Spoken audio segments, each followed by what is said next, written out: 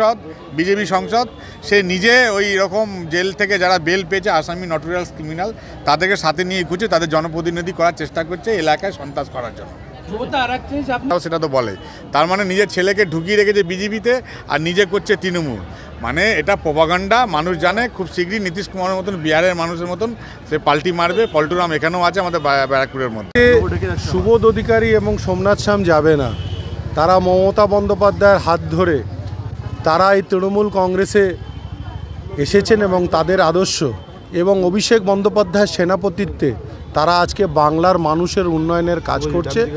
তারা দিল্লি যাবে না, দিল্লি যাবে বিজেপির সাংসদ 2019-এ এই তৃণমূল কংগ্রেস টিকিট না দেওয়াতে সে চলে গেল দিল্লিতে এবং বিজেপির সাথে যোগাযোগ করে টিকিট পেয়ে গেল। তার মানে তৃণমূল কংগ্রেসের থেকেও সে গদ্দারি করেছিল তার আগের থেকে, না হলে দিল্লি গেলেই কি টিকিট পাওয়া যায়? তার মানে এই ধরনের গদ্দার যে বিজেপির সাংসদ, সে নিজের ছেলেকে এখন বিজেপিতে রেখেছে এবং নিজে সে ঘুরে বেড়াচ্ছে তৃণমূল কংগ্রেসের টিকিটের জন্যে। তাহলে এই ধরনের গদ্দার আমরা কোনোদিনও মেনে নিতে পারবো না। আর শুভ যে যাওয়ার হবে সেই যাবে, সে এখনও যোগাযোগ রেখেছে, আতাহাত রেখেছে, আর প্রমাণও করে দিয়েছে অনেক জায়গায় যে আজকে এই বিজেপিরই সাংসদ, তৃণমূল কংগ্রেসের সাংসদ নন, ইনি হচ্ছেন বিজেপির সাংসদ, এটা প্রমাণ করে দিয়েছে।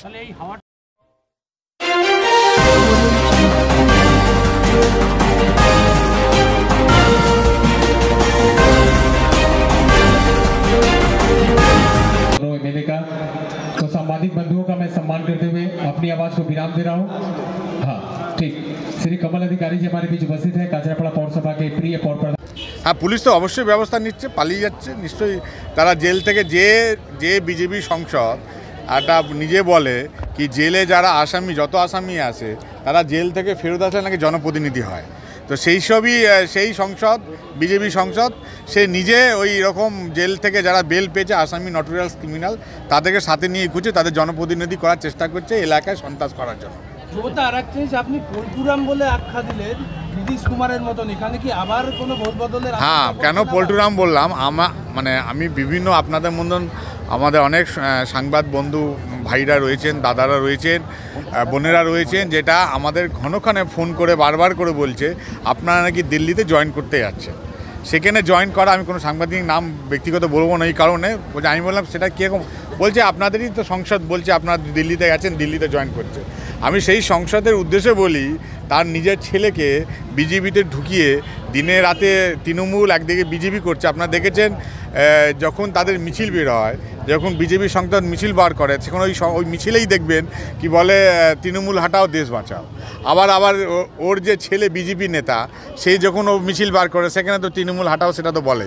তার মানে নিজের ছেলেকে ঢুকিয়ে রেখেছে বিজেপিতে আর নিজে করছে তৃণমূল, মানে এটা প্রপাগান্ডা। মানুষ জানে খুব শীঘ্রই নীতিশ কুমারের মতন বিহারের মানুষের মতন সে পাল্টি মারবে। পল্টুরাম এখানেও আছে আমাদের ব্যারাকপুরের মধ্যে। দেখুন, কালকে সকালে ঘুম থেকে উঠেই আমার প্রথম ঘুম ভাঙে সাংবাদিক ভাইয়ের ফোনে যে আপনি কি দিল্লিতে?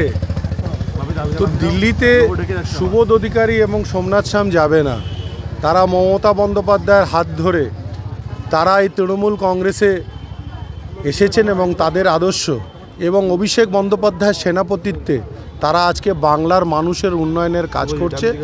তারা দিল্লি যাবে না, দিল্লি যাবে বিজেপির সাংসদ 2019-এ এই তৃণমূল কংগ্রেস টিকিট না দেওয়াতে সে চলে গেল দিল্লিতে এবং বিজেপির সাথে যোগাযোগ করে টিকিট পেয়ে গেল।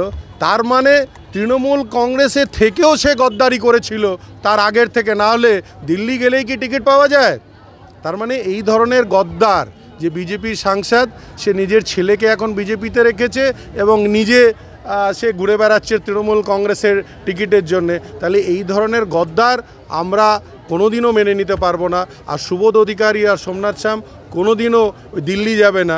দিল্লি নিজের কাজে যেতে পারে, কিন্তু অমিত শাহর সাথে আর এই যে চুপি চুপি এখন ওই বিজেপি নেতাগুলোর সাথে কখনো আসামে, কখনো উড়িষ্যাতে, কখনো ঝাড়খণ্ডে দেখা করছে লুকিয়ে, সেটা কিন্তু সুবোধ অধিকারী আর সোমনাথ শ্যাম করবে না, যা করবে দেবালোকে করবে। দাদা বলছি, কি এমন পরিস্থিতি তৈরি হলো, রাজনৈতিক পরিস্থিতি, সোমনাথ শ্যাম সুবোধ অধিকারীকে দিল্লি পাঠিয়ে দেওয়া হলো?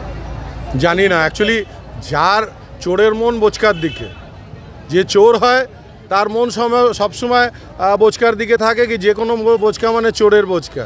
তো তাই যে নিজে এই ধরনের লোক, তার মনে সবসময় এই ধরনের মনের মধ্যে কথা চলবে যে সুবোধ অধিকারী আর সোমনাথ সামকি দিল্লি চলে গেল, আমরা যাব না।